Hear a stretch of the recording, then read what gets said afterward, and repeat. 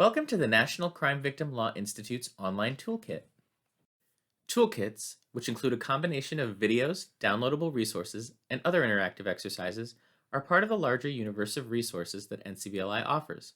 In addition to these toolkit resources, you can visit NCVLI's website at www.ncvli.org to access additional free resources, including a number of in-depth articles in NCVLI's Victim Law Library.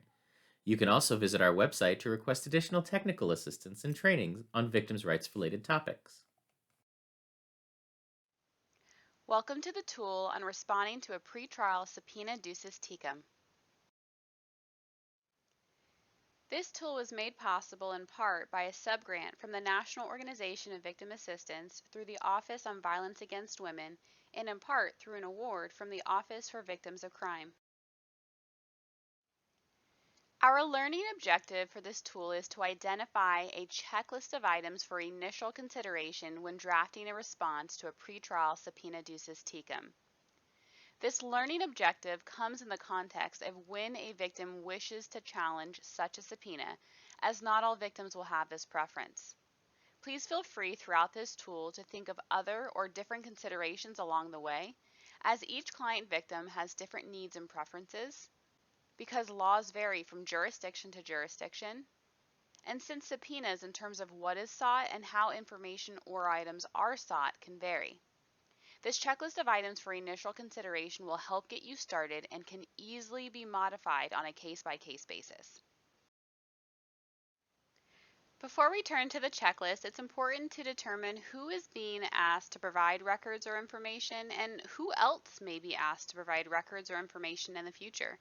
For example, is it medical records from a doctor's office? Mental health records from a therapist? One's employment personnel file from their job? Educational records from their school setting, or somewhere or something else? Let's work our way through some items for initial consideration. First, determine if there are any technical defects that make the subpoena duces tecum, for example, procedurally invalid. Is there a notice requirement owed to victims to ensure that victims have ample time and a meaningful opportunity to challenge a subpoena, and was that notice provided?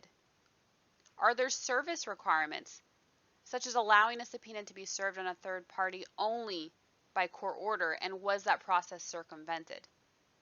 If a record or information is to be provided, is there a prohibition from those records or that information being provided directly to the defendant or their counsel, and so on?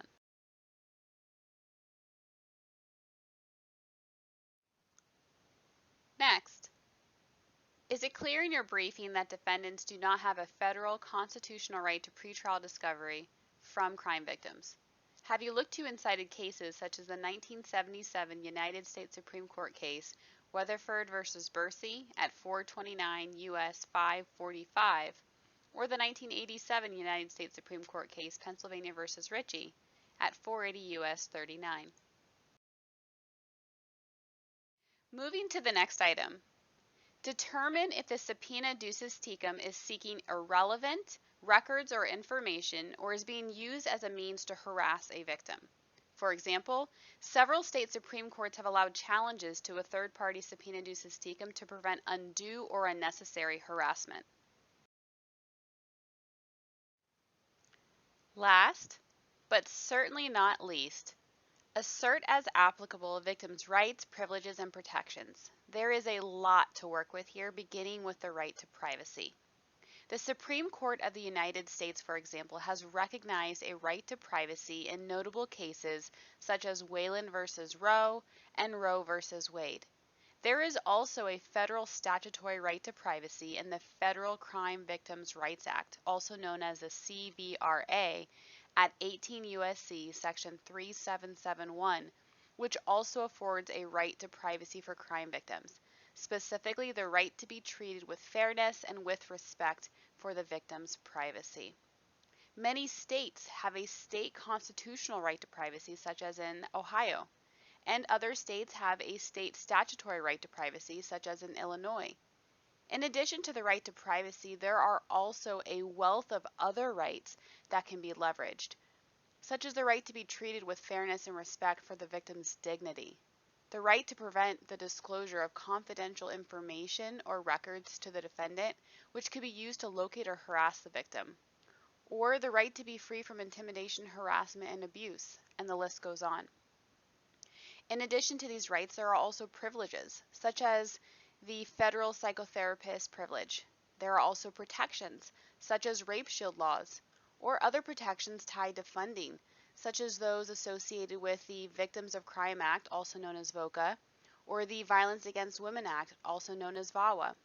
Each jurisdiction is different, so look to your own jurisdiction-specific laws and assert as applicable victims' rights, privileges, and protections. Now we can identify a checklist of items for initial consideration when drafting a response to a pretrial subpoena duces tecum. Thank you for participating in this online experience, and we hope you enjoyed it. If you enjoyed this tool and are interested in other victims' rights tools, please visit NCVLI's other toolkit resources for additional interactive learning exercises like this video, in addition to other tools such as flashcards, tip sheets, and much more. One of NCVLI's key projects is the National Alliance of Victims' Rights Attorneys and Advocates, NAVRA. Using its updated website, www.navra.org, NAVRA connects people committed to improving the justice system by providing the practical tools they need to protect, enforce, and advance victims' rights. NAVRA's tools include searchable databases of sample legal pleadings, legal memos, and key case summaries, as well as in-person and online trainings, partner listings, and the pro bono portal, which matches attorneys with crime victims in need of representation. And in addition to these resources and others available on our website, NCVLI is ready to assist by providing additional research and assistance that is tailored to your needs. Please visit www.ncvli.org and navigate to the online form by clicking the Professional Resources tab and then selecting Technical Assistance. Thank you for joining us.